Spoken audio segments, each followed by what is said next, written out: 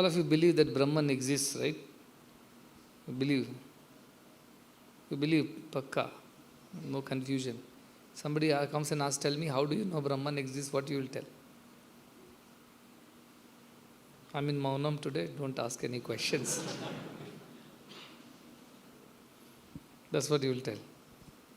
Brahman exists. Asti iti eke, na asti iti chaike. This is the confusion in the world. That's what Nachiketa went and asked Yama. Yeyam prete vichikitsa manushye. Asti iti eke, nayam asti iti chaike. After dying, everybody is confused. Some say asti iti, and some says na asti iti. Some say yes, it exists. Others say it doesn't exist. So please teach me about that. Don't teach me anything else. Please teach me about whether it really exists or it does not exist. Kindly tell me. It means he is asking about Brahman only. Because he already knows about the heavens by then. He knows his father wanted to go to heaven, so he was performing a yajna. And by then Yama had already taught him Nachiketa Agni. Performing it thrice, Tri Nachiketa, somebody who becomes Tri Nachiketa, will go to heaven. So that concept was over. Now the bigger concept was whether that exists or not. What? That exists or not, people are confused. Therefore, please teach me about that. Tad vidya anushishtaha. Teach me that. That is my third. I don't want anything else. So the biggest confusion on earth right now is that whether it exists or not exists. Now you are blindly following. Why? Because you have some faith in Guru Vakya. That Guru says, and even if our Guru does not know, at least so many scriptures are there which say that it does exist. But there are so many more scriptures which also say it does not exist. For example, Shunyavadis are there. They don't believe it exists. Shunyamidam, Shunyamadam, Shunyat, Shunyamudachyate there. Shunyasya, Shunyamadaya, Shunyameva vashishyate. Finally, what remains is one Shunnam only. That is what is remained. That is some people's faith is there. Many people associate Buddhism with Shunyavadis. Even in India, we have various philosophies. One is this Shunya philosophy is also there. They will not accept that Brahman exists. They don't believe Brahman exists. Then you have Vishishta Advaita, which says, Brahman, yes, I believe it exists, Brahman exists, but then I also know that the world exists. You see, because that is how it is. Vishesha, the word itself came because the world is a Vishesha Rupa of Brahman only, we believe, but this also exists, just as that exists. And the Dvaita people say, that does not exist at all. My God exists and I exist. And beyond that, I don't believe anything without form and name exists. That is not my lookout. My lookout is my God only is that, whatever it is. And beyond that, nothing else is. So if so many people believe so many things, and then there are those atheists who believe that it does not exist at all. So there are some theists like Buddhists who believe nothing exists. Last is nirvana, after that nothing exists. Then there are Dvaitis who say that I don't believe it exists as Brahman, but I believe it exists as Vishnu or Shiva or whichever form they are the highest and that's about it. And I am a devotee, if I worship that God, I will reach the Paramapadam, I will reach whatever place, Kailasha, I will reach Vishnu Padam. They will have this kind of thoughts. Then Vishishta Dvaitins say that, yes, I believe Brahman exists, but then I also believe that he exists in all these forms, and therefore all these forms should be worshipped. And then Advaita say nothing exists other than Brahman. Brahma Satyam Jagan Mithya. Jiva Brahmaiva Napara. And Jiva is Brahma only. So whom do you worship? How do you worship? There is nothing there to worship. So Advaitins, they are very clear. In fact, Vedanta Kesari, the word comes in Upanishad, which means that all the Advaitins are like, Vedantins are like Kesaris, like lion.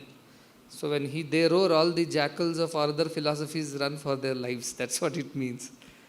But people may or may not believe that Brahman exists, because if they exist, then prove it to us. Because anything that exists must be proven that it exists. But Brahman is one thing that we cannot prove that it exists, because there is no way you can explain it. So we have a terms and conditions before itself, disclaimer. Yato vacho nivartante aprapya manasasa. Don't ask me beyond this. I am already telling you it cannot be described in words, it cannot be understood by the mind. Na medaya na bahuna shritena. No way you can know it by your mind. No way you can know it by listening to it. So then the other person will say, then how do I believe? Why should I believe that it exists at all? This is $1 million question, to be or not to be question. Is it or it is not, is the question. And most of the people in the world don't believe that it exists. That's why there is no way they can attain it. When you don't believe something exists, how do you attain it? If you know Mount Everest exists only, you will have a desire to go and see Mount Everest or climb Mount Everest, something like that. If you don't believe it exists, now where is the question of you putting any effort at all to realize it? There is no effort put then. That's why he was telling that between the people who believe, asti iti, those who believe, what happens? That tattva, bhava, pasidati becomes happy. Oh, you know that I exist, I'm happy. At least somebody knows that I exist here. The whole purpose of creation was that somebody should know that I exist. That is what happened. The first Aitareya Upanishad says, first reason why he created anything else other than him was because he was so terribly upset that nobody knows that he is. Somebody should know that he exists. And from that feeling he created the universe, they say. And look at this plight of this Brahman. After having created everything, finally there are people who believe he doesn't exist. What a sad story of Brahman. He did everything to make sure that people come to know that he exists. And that's precisely what people don't want to believe, that he exists. So if some people in some village, Mudanhalli, in some small ashram, Satyasai Grama, in a small hall like this, if they believe asti iti, I believe it exists, Brahman becomes very happy. Finally, there are people who think that I exist. Otherwise, so many people in the world, almost 7.5 billion, so many people don't believe I exist. And some people believe I exist, but exist in a special way in the form of the whole universe. Some people believe that I don't exist, other things exist. Some people that only Shunyam exists.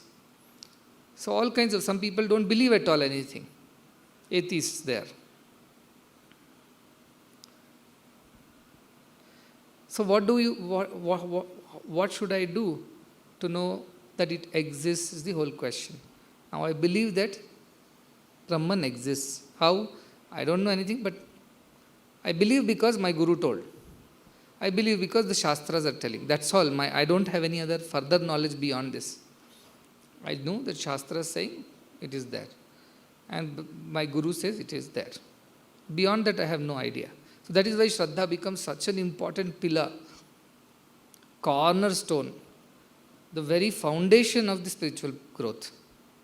Shraddha in the Guru Vakya, Shraddha in the Shastra, Pramana becomes the most important aspect of progressing on this path of Brahman.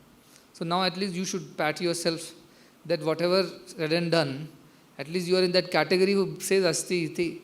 Yes, it exists. And again, Yama calls people who don't believe this as Balam. He says, na samparaya pratibhati Balam. For these kids, I don't come and I don't show my true self to the kids, he says. Bachas, spiritual kids. I won't reveal. Why? Because they are busy in their small silly games. What games? They are always full of desires of the world, vitta chittam. All the time thinking of money, wealth, people, relationships. And their minds are there. And pramadite, they go into all wrong ways and suffer. Because their minds are always into all these worldly things. Mudham, they are all fools. And to such people, na samparaya. I will not reveal. Truth will not be revealed to such people. Pratibhati, it won't reveal. Whom? Balam. For these kids who have no maturity to understand that Brahman exists, who don't even have faith in Guru's word, who don't even have faith in the scriptures, They just go by whatever has been taught in their textbooks and simply believe that nothing like that exists. So for such people, what is the way? He says, Ayam loko nasti para iti mani.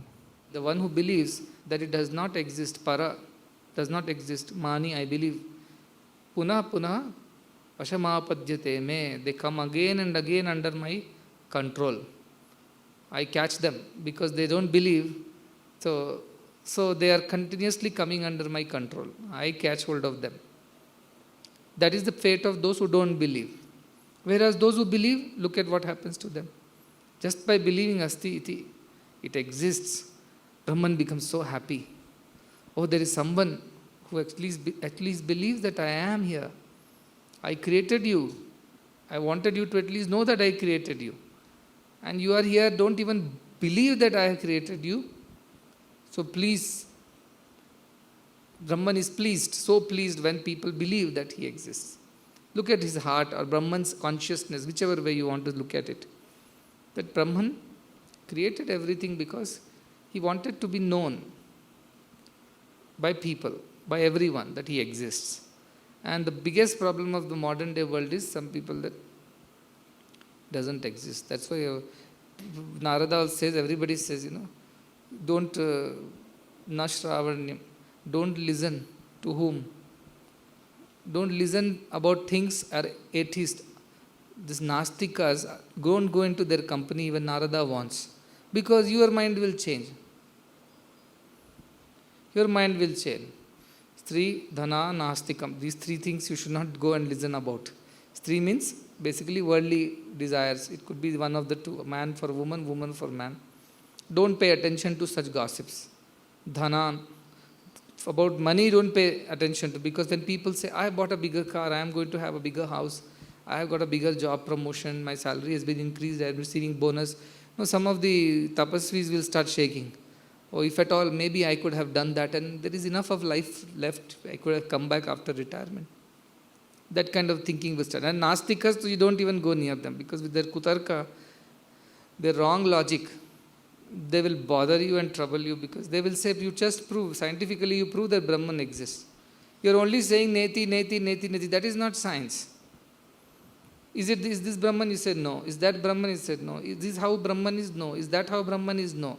So how is Brahman? I cannot describe. Then you are no good. Then you are no good. We don't believe in your Brahman business, because you don't have any way to prove it. So such people we should stay away from is the advice. Durjana there, Tyaja Durjana Sansargam. Run away from them, because they will spoil your mind. They will spoil your faith. They will destroy your Shraddha. Today somebody sent me a message, a parent, saying, Swami, my son has lost faith in you and he's going into the wrong ways. I'm so worried. I never thought he's your student. He lived so many years with you and suddenly he has lost faith in everything. I'm so worried. What happened? Why did he lose faith? Why did he lose faith? Because he is in the company of the wrong people first. Obviously, he is in company of those who would have said things about Sai Baba or questioned some of his divinity or anything. And this fellow has... That is why Narada, Stri, Dhana, Nastika. Don't listen to these three things. Don't listen about these three things, and don't engage with people who only talk about these things. Because the moment you go there, you will also become a Nasti. From Asti iti, Nasti iti, Nastika. You will become from Astika. That's why the danger of Brahman is that, see, Vedanta's danger is this. Because it does not have a proof, unlike other things like Rama might have a historical record, or Krishna might be believed to have a historical record, or some Puranas, so many temples, at least you know how does Krishna is. Oh, is with the flute and the feather and a cow and things like that. Rama, how is it with the Dhanushbanam, and then he has everything. So you can explain something. How is Brahman? You can't explain. Look at the problem of the Vedanta. To an ordinary mind, you cannot explain. Whom you cannot explain? To Balam, you cannot explain. To kids, you cannot explain. Sun rises in the east and sets in the west. That's all they can understand. Sun does not rise and set. Cannot understand. Because their minds are so puny. They are so immature minds. They are undeveloped, unevolved minds. So stay away from such people who will argue with you in this way. That if it exists, that please show me, prove to me, how does it exist? Because if anything exists, it should be known, it should be seen. So somebody was arguing. Does it exist? Does it exist? I told you, there is logic. Of course, Vedanta also has tremendous logic in it. So there are 5 logics to prove that Brahman exists, it seems. This is why Vidyaranya, he has 5 logics that Brahman exists. It's very interesting. The first thing he says that it is something, if I see an object, obviously I am the seer, it's outside me. So Drik Drishya Viveka, he tells. Outside me, right? Because that's how I can see that. I am not the object, obviously, because I am seeing it. So when I am seeing the body, I am not the body, it's obvious. No, you are the eye which sees, it says. But when I close my eye also, I see things, my imagination and mind. So there is something else which is seeing. So it goes on behind like that, Rupam, Drishyam, Lochanam. The world is the seen, then the eyes are the seer. Tad Drishyam, when eyes become the object of seeing, then Mana Trik. Drugevatu Manas. That mind becomes the seer. Because even mind sees through the eyes, that's what. Because eyes can become weak, strong, but something else is seeing through the eyes. So Mana. Then what of Drishya Dhivrittasya, if becomes Dhrivritti, the mind's vagaries become the seen, the objects to be seen. Because somebody is observing the change in the mind. You have observed your mind, right? That it is becoming angry, it is running around, it is stable. So you have observed your mind. The mind's vagaries, somebody is watching. Who is that Sakshi? Who is the Sakshi for that? There is some witness who is watching all this. That cannot be seen. Again, you are back to square one. It cannot be seen, then how do you know it exists? Because you cannot see your eyes. But how do you know your eyes exist? By seeing everything, you know your eyes exist, right? Can you see your eyes? You cannot see your eyes yourself. But because how do you know your eyes exist? Because I can see the table, I can see the mic, I can see the curtain, I can see all of you. And I know that this is possible only if I have eyes. If I did not have eyes, I could not have seen all these things. Therefore, because I have the eyes, that's why I see everything. If I did not have eyes in the first place, I couldn't have seen anything. So they say because of Brahman, we see everything. And how do we know Brahman exists? Because of Brahman we see everything. He is the Sakshi. If he was not there, I would not have understood anything. It is his consciousness, Brahman's consciousness that makes me see, understand, do everything that I need to do. That's what Shrotriyasya Shrotram, Manaso Manoyaha, Vachasya Vacham, Sau Pranasya Prana, Chakshuscha Chakshu. All these are behind everything, there is something. That logic is applied saying that because I see something, because I have eyes. I don't see my eyes with my own eyes. So does it mean my eyes don't exist? Suppose I don't have a mirror. Mirror is a reflection. But if I have to see my eyes on my own, I cannot see. So if I have to see my eyes, if I know that I have eyes, the only way I know is that I am seeing you. And I am seeing you because I have eyes. If I didn't have eyes, I couldn't have seen you. If I didn't know, if Brahman was not there, I couldn't have known you. I couldn't have seen you. I couldn't have felt you. I couldn't have experienced you. Because beyond all my faculties, there is a Sakshi who witnesses this. The same logic in Jagrutavastha, Swapnavastha, Sushupti, and beyond that is Turiya. There is a state that exists.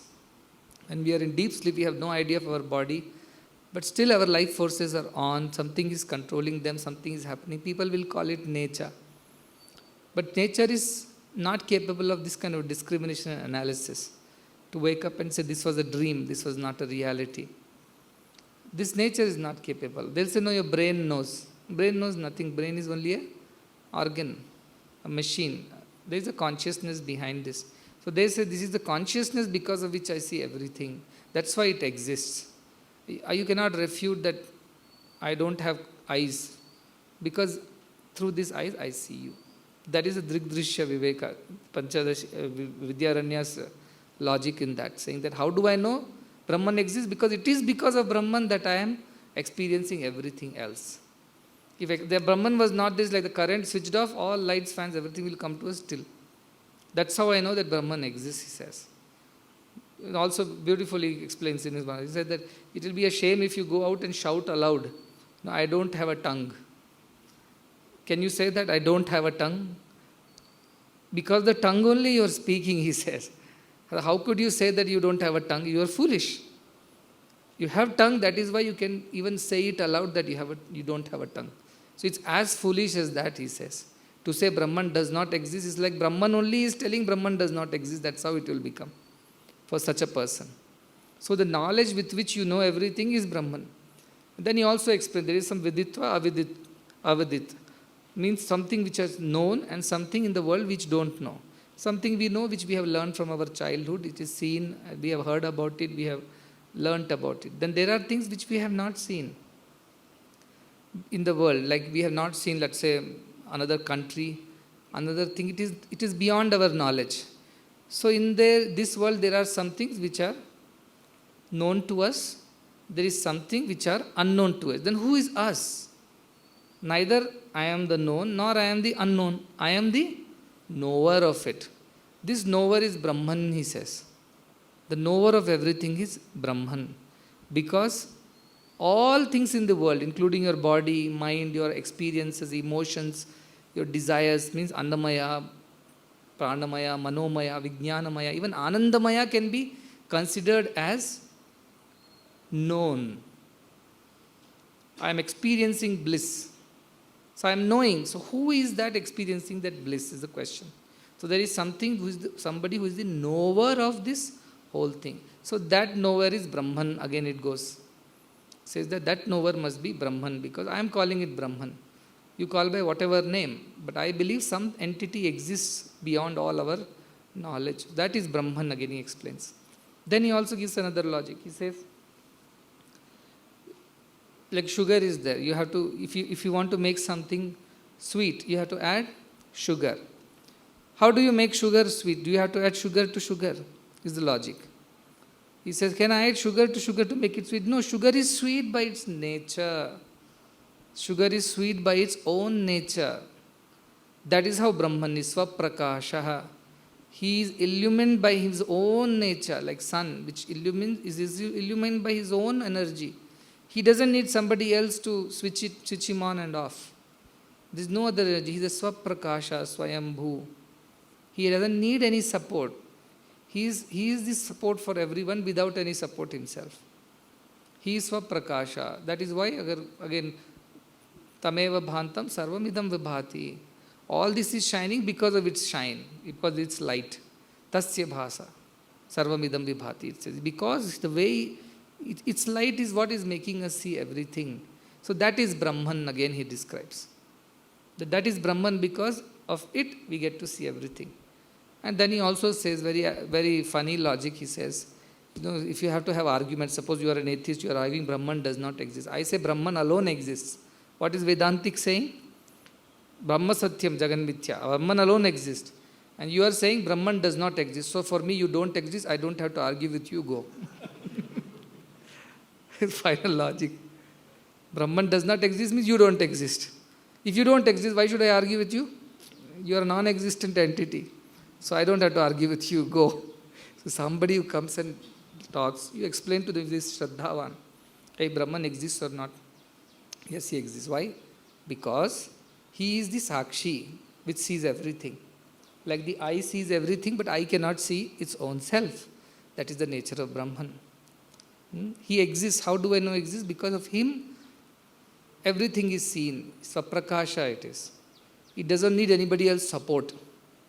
That is the nature of Brahman. By nature it is sweet. You don't have to add sweet to sugar to make it sweeter. It doesn't work. You cannot add salt to salt. Salt by nature is salty. Sweet by nature is sweet. So Brahman by nature is Svaprakasha. It doesn't need anybody else to help him. He is completely independent of everything. But everything else is dependent on this Brahman, it says. Then he says that still that fellow is not convinced, your atheist friend, No. Or even a Vishishta Advaitik or Dvaitik friend is not convinced. He says, you are talking as if you are telling that my tongue does not exist. That's how your logic is. My Brahman is existing because he is the one due to which everything else is being experienced. There is known things and there are unknown things. And the knower of this is Brahman. Because everything in the world can be put in the known. My hand, this is Annamaya Kosha. My body is Annamaya Kosha. Now I want to, let's say, get up. How do I get up? The energy is Pranamaya Kosha. That is doing that. This idea, I want to get up, is Manomaya Kosha. The knowledge that I am getting up now, I am walking, Vijnanamaya Kosha. And by getting up, I have become happy. Let us say, I was sitting for too long, my back was aching, I got up, I feel better. Anandamaya Kosha. Beyond that is Brahman, they saying. Who is that experiencing all these things? That this is my body. Who decides I must get up? Who makes the prana function and makes the body move? Who is aware? Who has the knowledge that actually my body is getting up and walking now? And finally, who is experiencing the happiness of having got up after a maha boring satsang? Abba, when we got up and out. Who is experiencing all this? For in our case, after when you get up from your home and come to satsang, there is ananda. Many places, if there your friend Nastik is there, he will be happy to get up and go from here. That will be his ananda. But all these 5 koshas are experienced by somebody else. So that knower of everything known and unknown is Brahman. Still your fellow is not convinced. He is going on arguing. He says, fine, you don't believe Brahman exists, you don't exist, I don't want to argue. That's the end of this argument. You can help people with logic. At the end of it, if they don't have Shraddha, they will not get it. So you should actually thank your fortunes that you have believed that it exists. In fact, it alone exists. Everything exists in Brahman. When somebody asks me, Swami, God is in me or I am in God? I said, you are God. Everything is God. It means God is in God. You and God is not there. God is in God. Whichever way you think. God is in me, I am in God. No, God is in God. Water is in water. Water is in wave, you are asking me. Wave is water is what I am saying. Water is not different from wave. Wood is there in this post. Post is wood. That is what I am saying. Its name and form have changed. So you don't have to think too much. If you just believe Brahman exists, then you see everything as naturally everything is Brahman. Nama Rupa Vihaya. The only distortion is Nama and Rupa. That is why I have been telling Asti Bhati Priyam Nama Rupam. Out of 5, Asti Bhati Priyam are Brahma Rupam and Nama Rupa is Jagat Rupam. These 2 attributes, the moment they come on Brahman, they superimpose Brahman, they look like other objects other than Brahman. But there is nothing other than Brahman. Water is, wave is Brahman, wave is water, the foam is water, the ocean is water, all is water. So water is the principle of Brahman. But so difficult for people to grasp this. They don't even believe God exists in any form, let us say in a Krishna or Rama. But it is, to me it is difficult also for them to believe. Because we don't have any physical proofs of Krishna's miracles. It could be a story too, like we got proof at least. So what happens, most of the other people take the historical records and start claiming that no, Jesus existed or this existed or that existed because some history is there. Our history did not keep too many dates and records. Even Upanishads have no dates and time and when it was written and how. Because as Indians, we were never interested in this periphery. We were always interested in the core, the essence, the knowledge. Not about all these things. Who did, when did, what it was done, why it was done. All this was unnecessary. What was done was important for us. And we wanted that. That is Indian thinking. They don't believe in wasting their time in unwanted, unnecessarily detailing. They straightaway went for what was the truth. And that is why it exists for them. And this philosophy is the only philosophy which has actual answers to all questions in the world. There is no other philosophy. You sit down and think for yourself.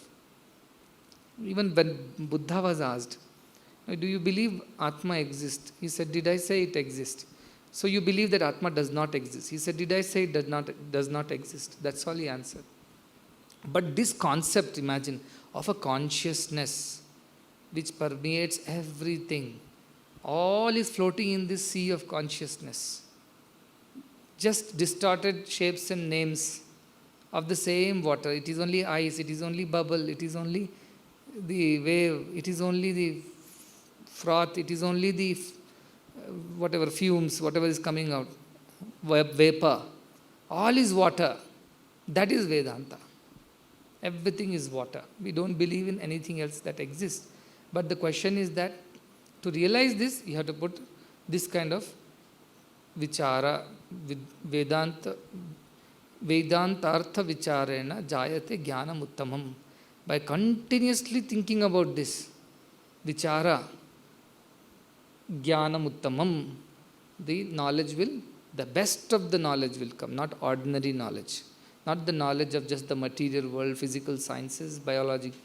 It will, the knowledge of everything will come to you. It's the highest of the knowledge will come to you. How do you know our rishis knew so much about cosmos, and in the sense all the nakshatras, and they didn't have these high-end telescopes and software systems and all kinds of technology that is available today. So how did they know? And they know everything correctly. Their representation or their way of expression might be different from the modern scientific thing, but they knew something about it.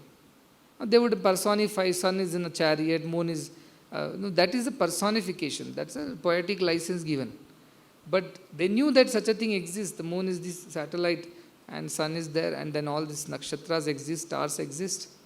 So that is already there, isn't it? So the idea of knowing that with which everything gets known, that is Vedantic, that Atmic. Because the rishis got to know Brahman, all the knowledge became revealed to them. It's like they got the key to the library. So the moment they got a key, they opened and they found all sections. There is a section on medicine, there is a section on physiology, there is a section on biology, there is a section on botany, everything. So they just went and accessed all that knowledge, because every knowledge was inside that knowledge of Brahman. As a Ramanujacharya or any of these acharyas, in their own meditation they have found whatever they have found. Beyond that, no. So, idea of Brahman is so elevating, is so unique to Indian philosophy, which does not exist anywhere in the world. Now people, especially theologists, have written a lot of things on Indian Brahman concept. Even psychology now is looking into this idea of consciousness. Metaphysics is coming into picture. Physics is now evolving into metaphysics. Quantum theory is talking about a unified field theory is coming. The uncertainty principle of Heisenberg, which talks about whether it can be energy or it can be matter. They cannot define. In one point of time, an electron is energy, another point of time it is matter. So what it is, they cannot put their finger and say it is this. So everything is slowly, this rigidity of physical world, the boundaries are slowly melting away. And there is some kind of a new idea emerging even in the field of science. That's something higher, even that is not just insentient, it is sentient, it is conscious. That idea is emerging slowly. So that is why I am saying that 25 years or 20 years down the line, all the Vedantins will be in great demand, because physics would have evolved into that kind of thinking, that there is higher consciousness. This whole energy is not a unconscious dead energy.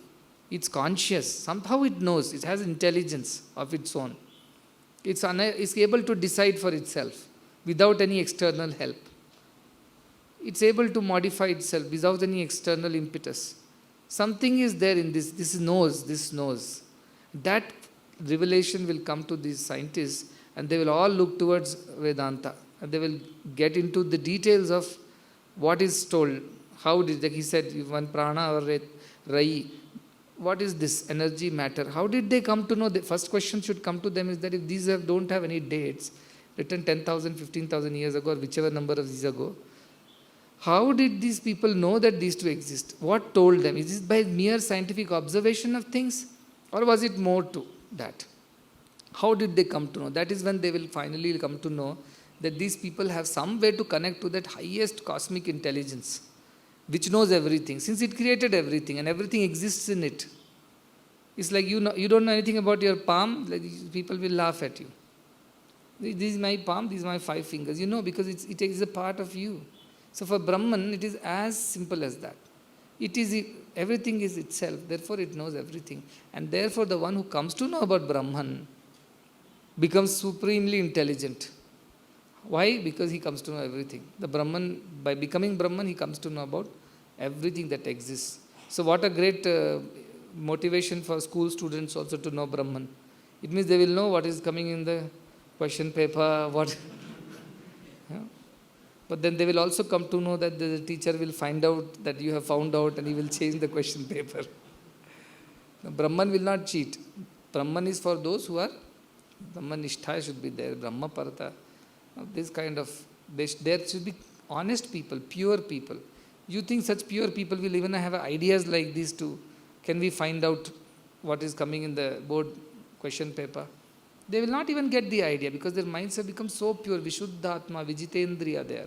They controlled all the senses, their minds have become pure. There is no need for them to even think what is going to happen tomorrow because they are always living in the present. As and when things happen, they enjoy. Look at the kind of life that one has when one is aware of one's truth.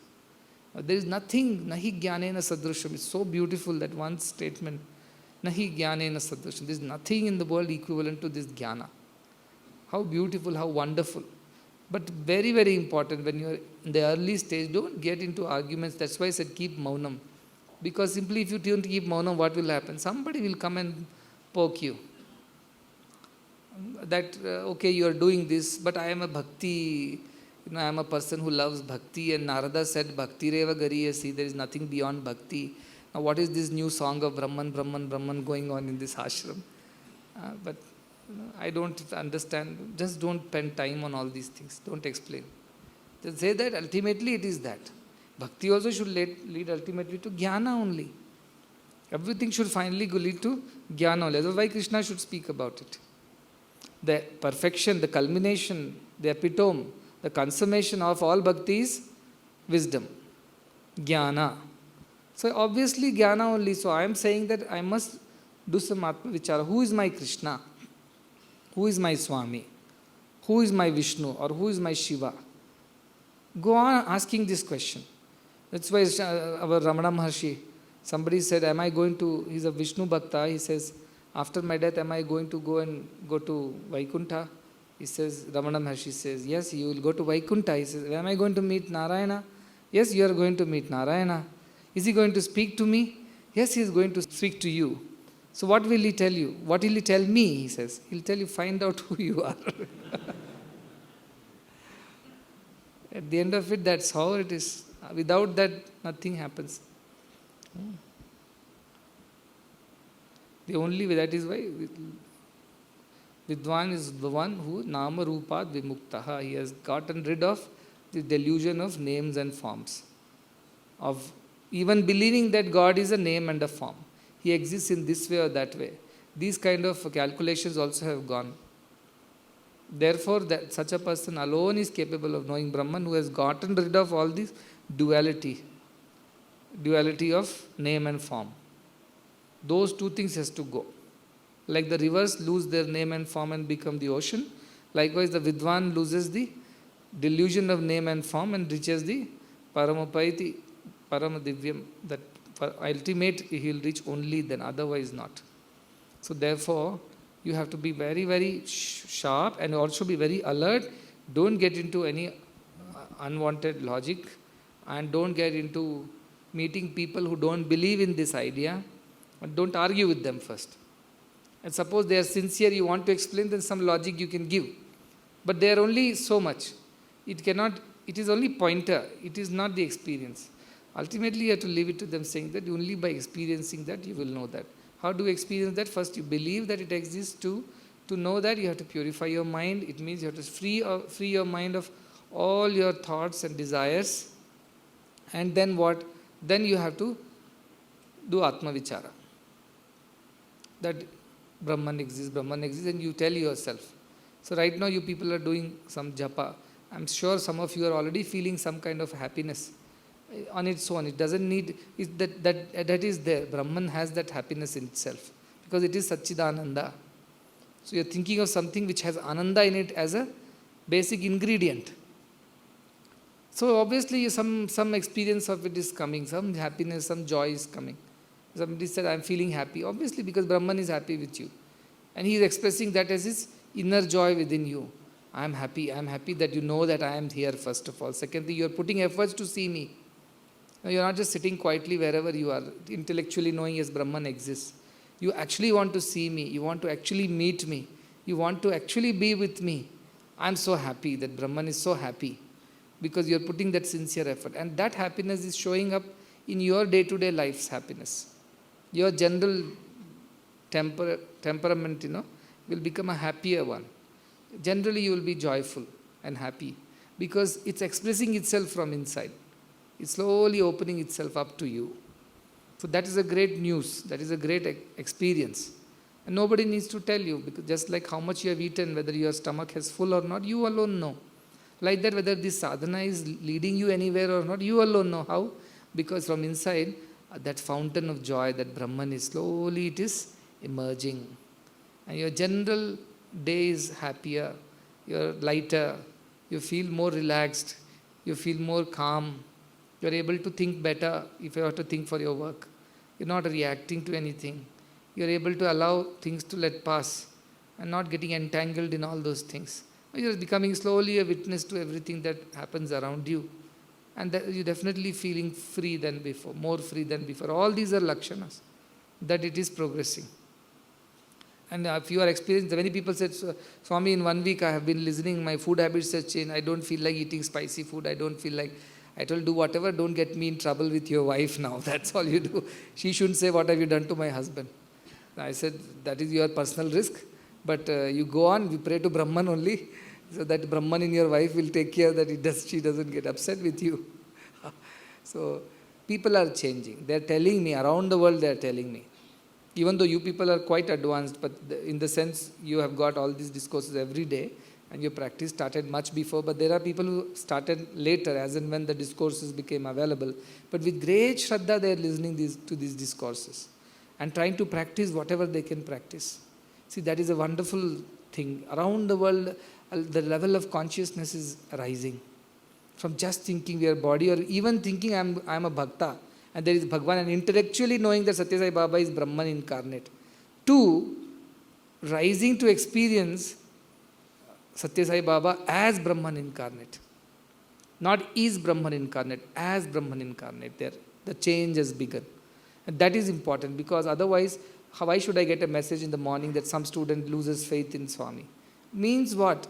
On what was his faith based? His faith was based on this Nama Rupa only, no? That is why it is shaking. His faith was based on all the external activities. That is why it's shaking. Or even people say, Satya Sai Baba built hospitals, schools and did so many projects. Then somebody else will do more than this possible. All these are physical aspects only. So on physical criteria, if you base your faith in whichever God or Guru or even Satya Sai Baba, it is prone to this kind of shaking. It's possible. It's possible that someday some other logic or some other activity, something else will come and start shaking your ideas and beliefs.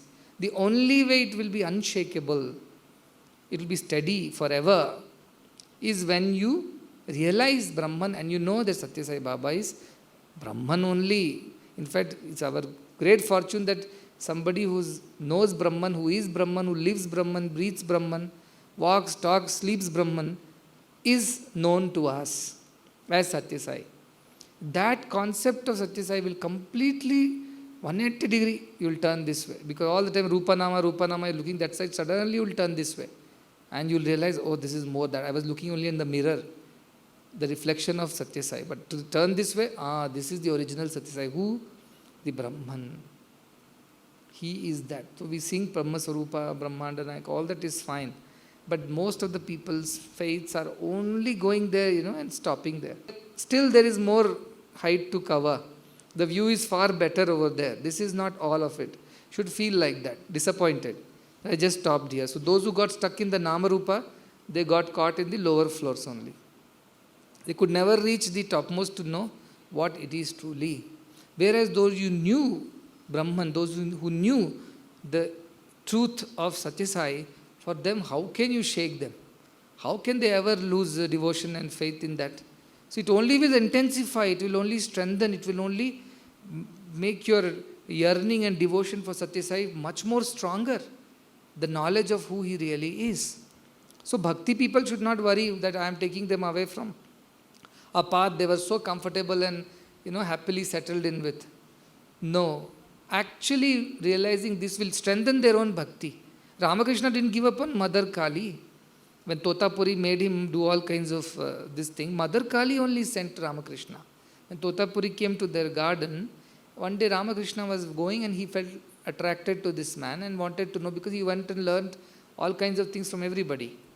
When he went there, the Totapuri said, to come, I will give you Diksha.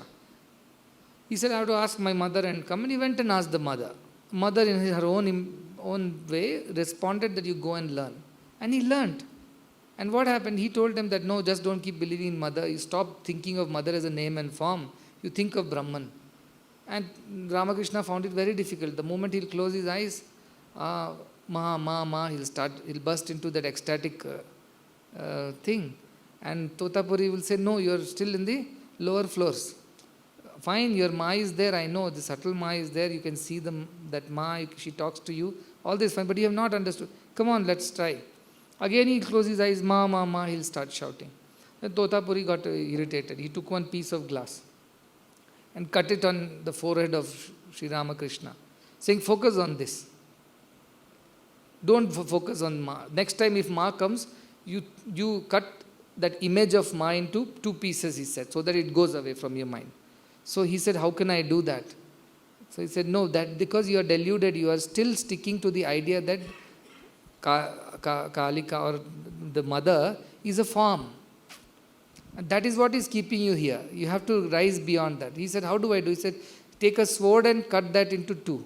He said, where do I get a sword from? From the same mind which created the mother will create the sword, he said. The mind that created the mother will also create the sword to get rid of that. That's very powerful. That's very powerful of Totapuri to say that. Next time it so happened that when again he had the darshan of Ma, he created a sword in his mind thinking that I must cut this image into two. I don't want this image to destroy. And he cut it. And immediately that vanished. And then he had the Brahmajnana.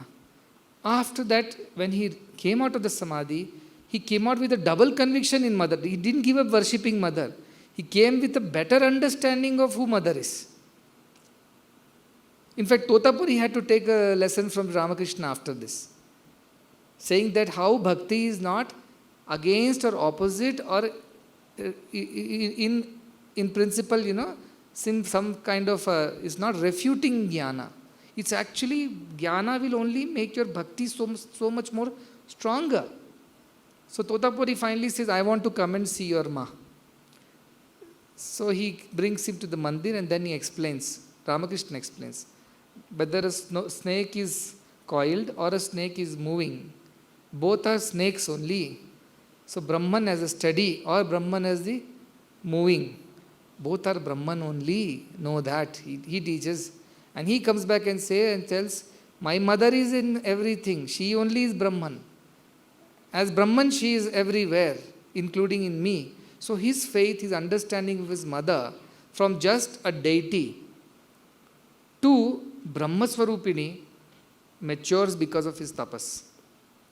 The idea is that this only will help you understand the nature of Satya Sai better. Otherwise, you will be stuck with some Baba or some incarnation of one Shirdi Baba. That is a double layer of complication.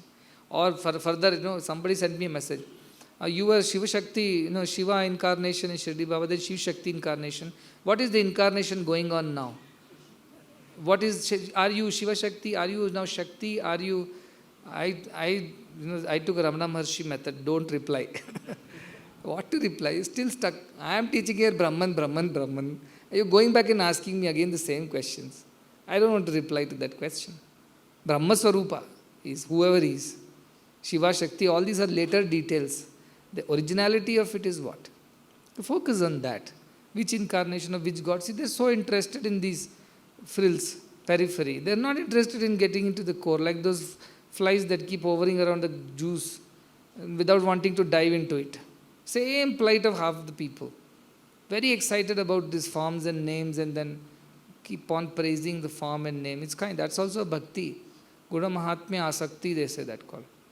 That is a bhakti kind. But what my bhakti you should think of is not just at Guna Mahatmya, puja, or smarana, or dasya, sakhya. No, that not. Your bhakti should be para tanmaya bhakti. There tanmaya asakti they call it. You become one with it. Till there you should not stop.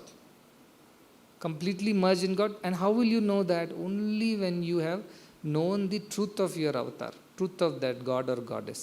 That how is Brahma Swarupa. Oh, then your bhakti will become much stronger. Your respect, your love, your devotion, the intensity of your surrender, everything will go notches above because of this jnana. Means if you have experienced this much of that ananda, brahmananda, and this much of that feeling of freedom, and then you can imagine what Satya Sai would have been like. In physically moving also, what must have been going on? Then you will be so stunned. It's like some child discovering after growing up that my father only was the president of the country. Till then he thought my father is a horse in home, who washes dishes when my mother is angry, cleans the house. But suddenly he realizes as he grows up, no, my father is actually the president of the country. Because as a child he never realized. So what will happen? His devotion for his father will grow or become less? His respect and faith. Naturally it will grow. Oh, my father only is the president of the country. I didn't even know. I thought he's just a husband at home, father. Oh, he's the president. Look at the revelation. That revelation will make it much, much stronger. Your bonding with your own God, Guru, whatever you follow. That's why in all possible ways, this knowledge of Brahman is so important. Even to Bhakta it is important. Even to Karma Yogi it is important. To Jnana Yogi is important. To Raja Yogi it is important. To any yogi, on any path, this ultimately will only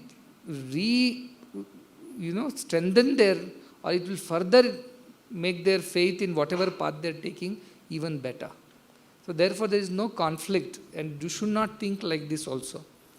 That's why I gave you simple formula. Satya Sai is Brahman. Don't say like that. Say Brahman is Satya Sai. Then things are going to get much clearer in your head. But you keep associating with form and then trying to superimpose it on the idea of Brahman, there will be confusion.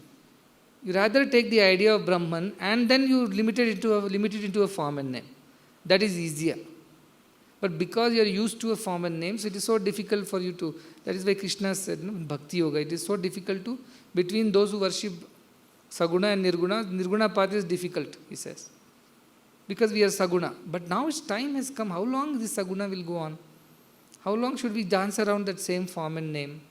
And only worry about those attributes and live in the past glory and remember, when will we rise to become equal, to become that? So that we really know who that personality is.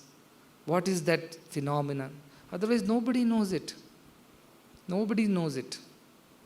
That is why you have to put effort. So that also is a motivation. If as a bhakta you feel you should do it, that also is a motivation, because your devotion to your own God will become so much stronger and unshakable. See, I don't want to hear these stories, students losing faith in Swami or some devotee turning away because some unpleasant, some unfavorable things have happened, or because they've fallen into the company of atheists and people who don't believe in such higher things. It means we are all, that danger lies with us. That is why Yama says, Prabhava, Apyayo, both are possible for this yogi. Don't be too sure that you will always be there. It's possible that your yoga may go up in good circumstances and go down in some other circumstances. Your bhakti can also shake. Why? Because you have based your bhakti on a temporary, transient name and form. Obviously, anything which is built, nahi dhruvam adhruvam. So he says, from adhruva, which is temporary, how can you attain something permanent? From a temporary name and form, how can you attain permanent bhakti? Therefore, this shaking happens. But if you know the dhruva, the truth behind that form and name, no way the bhakti can be shaken. Like Ramakrishna's bhakti became even more intense, and he realized that, yes, Brahman is true, but my mother only is Brahman.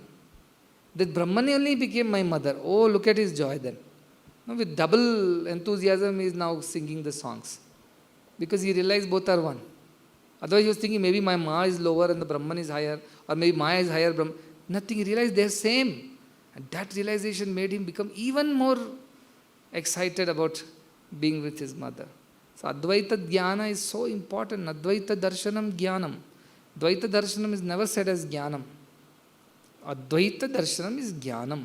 So through bhakti you retain Advaita, through Jnana you attain Advaita, through karma you attain Advaita, whatever be the path, that is Jnanam. So that is why you must even intensify your efforts. Because this will help you in every possible way. As an individual you will become better, as a staff, volunteer or teacher, whoever you are, worker, karma yogi, you become better. Bhakti yogi, you become better. Your devotion for Swami and your faith in him will be unshakable. Far better than most of the other devotees who know him from, they may claim 60 years, I know I was eating with Swami, sleeping with Swami, moving. Much better with the faith of those who actually realize who Swami's true, what is Swami's true nature, who he really is. So that is going to help you a lot in all possible ways. That is why also you should practice Brahman and keep away from those who don't believe this idea. The Nastikas, the Na Asti Iti. Stay away, because they are still children. Don't have to look down upon them. Consider them as Yama says, Balam. They are children, and let us not argue with children. When they grow up, they will know. With that feeling, you should continue efforts.